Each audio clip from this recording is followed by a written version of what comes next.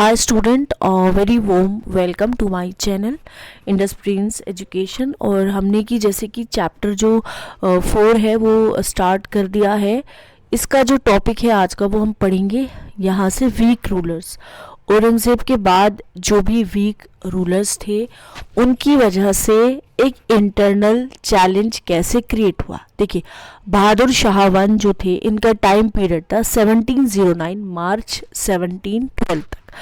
जब एक लड़ाई हुई, 2 साल तक की ये लड़ाई चली जो कि सक्सेशन के ऊपर थी कि कौन गद्दी पर बैठेगा।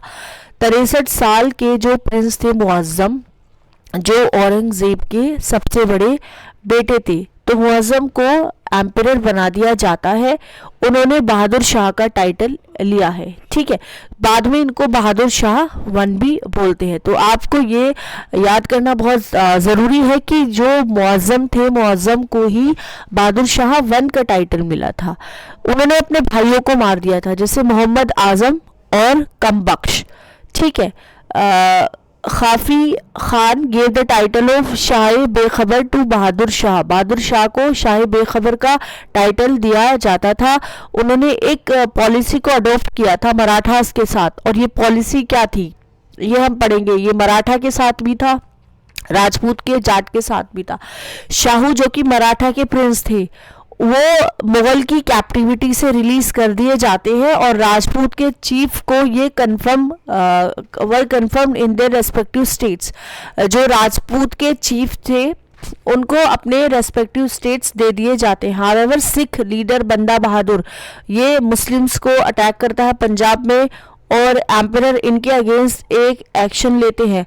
बहादुर शाह वन की मृत्यु हो जाती है 1712 में।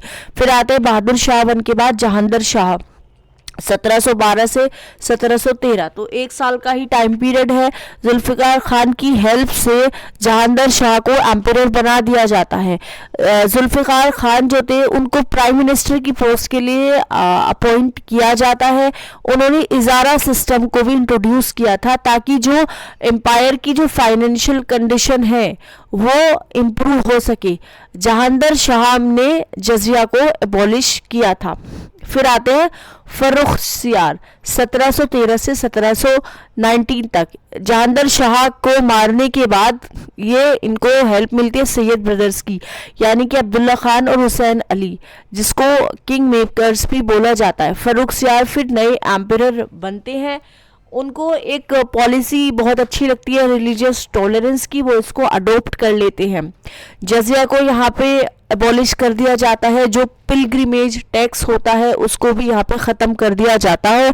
1717 में उन्होंने फरमान दिया था ब्रिटिश को। 1719 में क्या होता है कि Syed brothers with the help of Peshwa Balaji Vishwanath ये फर्रुखसियार को हटा देते हैं। सैयद ब्रदर ही यही इसको लेके आते हैं गद्दी पर, और यही इसको हटाते हैं। उनको अंधा कर दिया जाता है और इनको मार दिया जाता है। ये पहली बार था मुगल हिस्ट्री में कि एक एम्परर जो है वो उसको उसके नोबल्स ही मार देते हैं। रफ़ीउद दराजात फरवरी 28 टू जून 4 1719 लगभग 3-4 महीने के लिए एम्परर बनते हैं। सबसे जो शॉर्टेस्ट पीरियड था जिसके लिए रूल करते हैं वो थे रफ़ीउद दराजात। बहादुर शाह ये लास्ट एम्परर थे whom anything favorable can be said. Henceforth, rapid and complete abasement and practical dissolution of the empire are typified in the incapacity and political insignificance of its sovereign.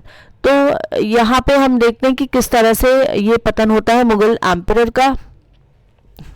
रफ़ीउद्दौला आते हैं Syed brother, फिर इसको लेके आते हैं। रफ़ीउद्दौला को शाहजहां 2 इनको टाइटल दिया जाता है, ठीक है।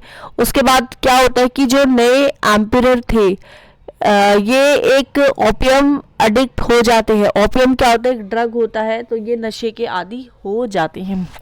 मोहम्मद शाह जब डेथ हो जाती है रफ़ीउद्दौला की, तो रोशन अख्तर जो है वो एक चॉइस बनते से। Mohammad Shah as he known in the history was given the title of Rangeela due to his luxurious lifestyle। तो मोहम्मद शाह रंगीला क्योंकि इनको लग्जूरियस लाइफस्टाइल बहुत ज़्यादा पसंद होती है।